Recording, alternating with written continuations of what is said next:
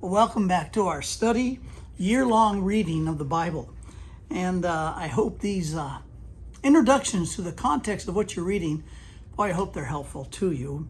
Well, we come to the end of 2 Chronicles in your reading, and we'll be moving into the book of Ezra.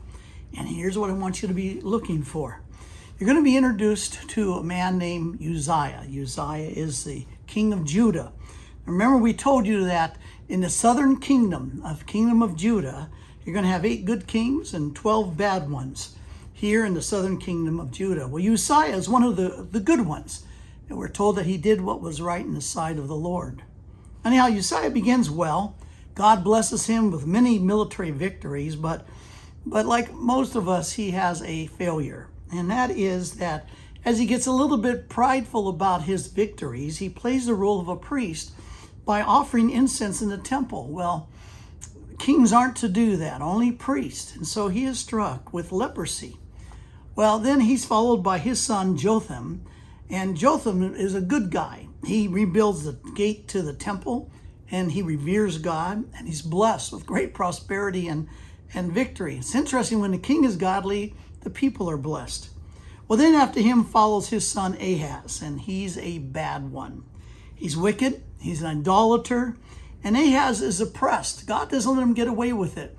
So he's oppressed by his enemies, and he's forced to give tribute to the Assyrians from the temple treasures. Then you have his son Hezekiah. Now Hezekiah, he's a good king. Matter of fact, of all the kings of southern Judah, remember the northern kingdom of Ephraim, those 10 tribes up to the north, well, they had all wicked kings, remember? And they're taken in captivity by Syria. Well, at the time that Assyria was attacking the northern kingdom and took them in captivity, Sennacherib, who was actually the Assyrian king, he came down. This is in the 8th century BC, and he was also going to attack and take captive the southern kingdom. And Hezekiah is the guy because he was godly, repairing, reopening the temple, and tearing down the altars of the idols set up by his father. Hezekiah is the guy that causes God to preserve the southern kingdom from what happened to the northern kingdom. As a matter of fact, I've led some tours down to Israel. They have what they call Hezekiah's Tunnel. And what had happened is that when Sennacherib was going to come down, they're going to lay siege to the southern kingdom, Jerusalem specifically. And by laying the siege, they're going to cut off all the water sources. And what Hezekiah did was that he went ahead and had his men dig a hole, a tunnel that went under the ground. Well, what was it, about 50 yards or so, and came out the other side. He had them start on both sides, and they met right in the middle, which is remarkable. And he brought the water basically into the city of Jerusalem, and then they had the entrance covered and hidden, so the Assyrians never found it, so that the city always had enough food and water. And finally Sennacherib gives up, and God, again, through the godliness of King Hezekiah, preserves the southern Judah. But then Hezekiah is followed by his son Manasseh, and then will come Ammon. Manasseh's he's the worst of all the kings. He sets up idols and idolatry all over the land. And again, God punishes him, and he's taken away by Assyria. And of course, when he's taken away by Assyria, he repents. Well, God brings him back, but it's a little too late. He's already influenced his son Ammon to be a wicked king after him. And both of these kings end up being murdered. Well, this brings us to Uzziah. Now, he's a good one. He brings reform, spiritual revival, revival of worship in the temple. He finds the law. He obeys it, reinstitutes the Passover. But he's followed by Jehoahaz and Jehoiakim and Jehoiachin. And these are all bad kings. And they're the reason for the final downfall of Judah.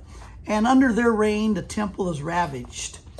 So the last king of Judah, before the Babylonian captivity, is going to be Zedekiah. And he's a bad one also. And Jerusalem and the temple are destroyed by the Babylonian captivity under him. And this ends the book in chapter 36. Something very interesting. There's a proclamation of Cyrus for Israel to return to Jerusalem. Now, when this prophecy is made in chapter 36, Cyrus is not born yet. As a matter of fact, remember you had the Assyrians. They're going to be followed by the Babylonians. And then the Babylonians are basically followed by, well, the Persians. And it's going to be this king of Persia, Cyrus, that will actually, over 100 years in the future, would show that God keeps his promises and would return his people to their homeland. Well, that basically ends the book of 2 Chronicles. We move now into the book of Ezra. And we open the first chapter of Ezra. It's the beginning of the return to Jerusalem after those 70 plus years of captivity in Babylon. Ezra continues the Old Testament account of 2 Chronicles by showing how God fulfills his promises to return the people after the exile. Ezra relates the story of two returns from Babylon. First is led by Zerubbabel, and he goes back to rebuild the temple. The second is going to be led by Ezra himself. He goes back to return the spiritual life of the people. Well, sandwiched between these two accounts is nearly 60 years. And during these 60 years, we're going to see Esther lives, and she rules as the queen of Persia. And we'll be reading about that in your next week's reading. Remember, keep reading, study. As Paul says, show yourself a servant who need not be ashamed of himself. You need to know the scriptures. We'll see you next week.